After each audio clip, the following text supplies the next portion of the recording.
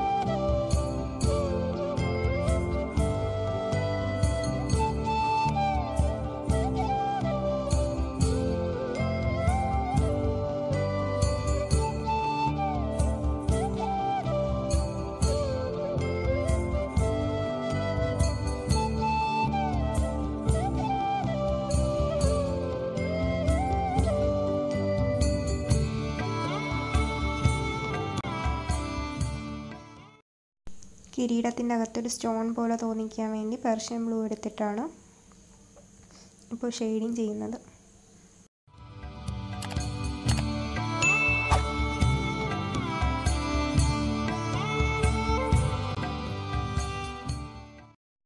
Hair വരുന്ന പോർഷനിൽ base കോട്ടായിട്ട് red colour apply ചെയ്ത് കൊടുക്കാം.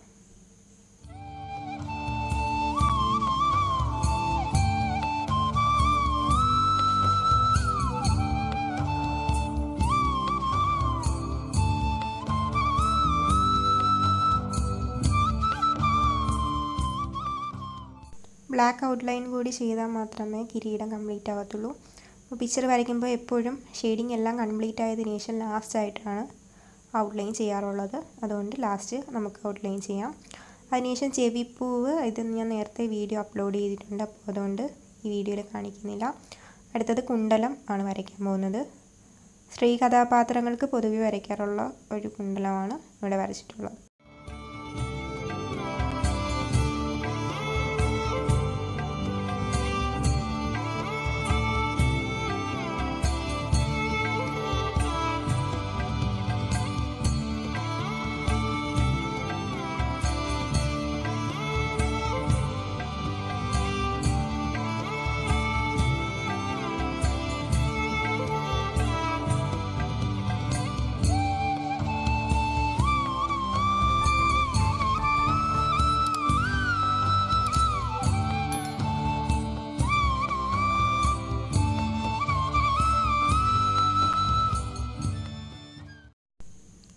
നെക്സ്റ്റ് വരയ്ക്കാൻ പോകുന്നത് തോൾവള.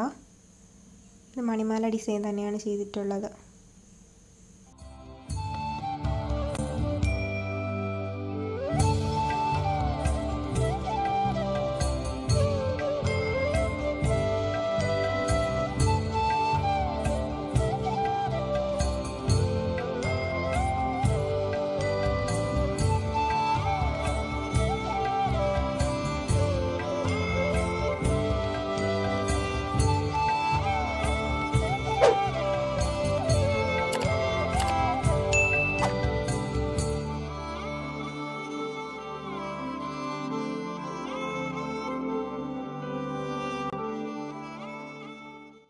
കൈകളിൽ നോക്കിക്കഴിഞ്ഞാൽ അപ്പർ ആമിലായിട്ട് ഒരാഭരണമുണ്ട്, അതിനെ കെയ്യൂരം എന്നാണ് പറയുന്നത്.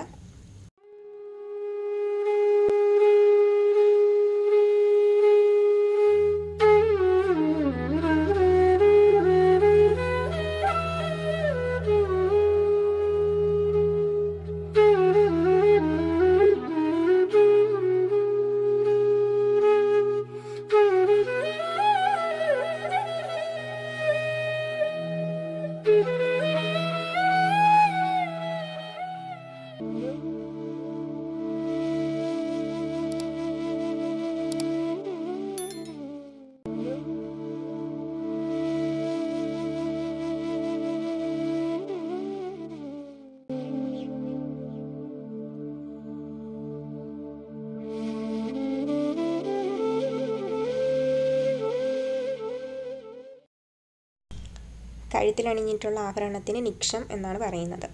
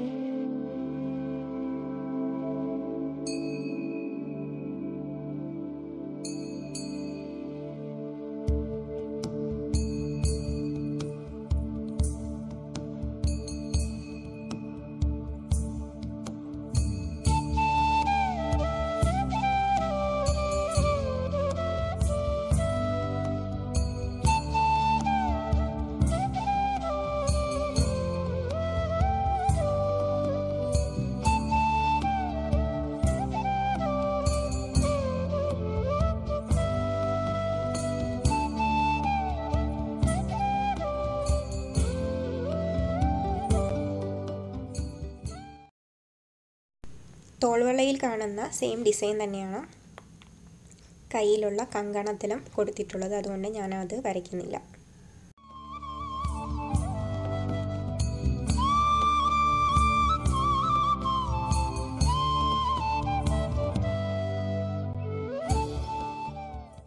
അടുത്തതായിട്ട് കയ്യിലുള്ള മോതിരമാണ് വരയ്ക്കുന്നത്. മോതിരത്തിന് അങ്കുലീയകം എന്നാണ് പറയുന്നത്.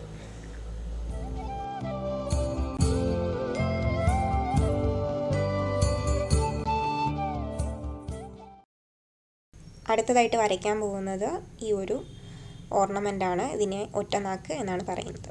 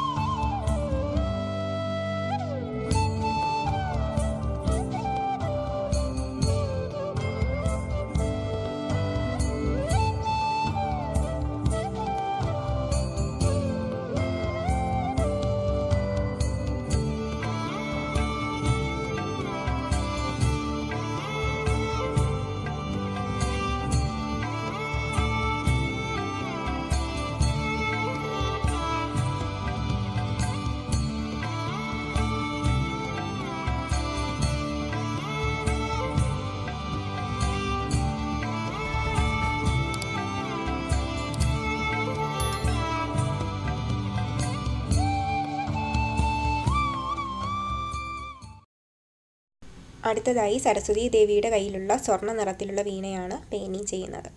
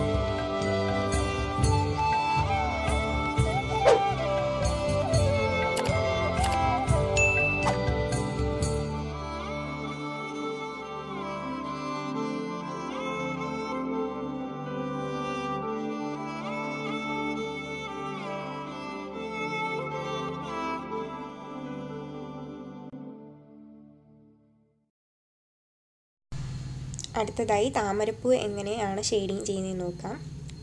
ഇതുപോലെ ലൈൻസ് ഇട്ടിട്ടാണ് ഷെയ്ഡിങ് ചെയ്യുന്നത്. ഇതിനെ രേഖീയം എന്നാണ് പറയുന്നത്. ചെറിയ ചെറിയ ലൈൻസ് യൂസ് ചെയ്ത് ഷെയ്ഡിങ് ചെയ്ത് ഫിനിഷ് ചെയ്യുക.